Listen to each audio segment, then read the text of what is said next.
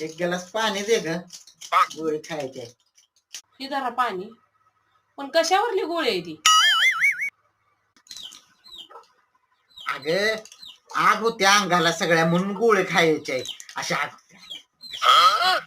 अशा. मग खाजवायचं, गोळी कशाला खायला लागलाय? अगं कसली तर अलर्जी झाली असेल, आग होत्या. मग इतक्या लगेच गोळी कशाला खायला लागलाय? आपल्या पण शरीरात आजारासंग लढण्याची ताकद असते. तुझं बी बरोबरच आहे, पण लग्न झाल्यावर बायकोवर भांडून भांडून ताकद माणसांची संपते का सगळी? मग आजारा संग लढण्यासाठी गोळी तर खाल्लीच पाहिजे.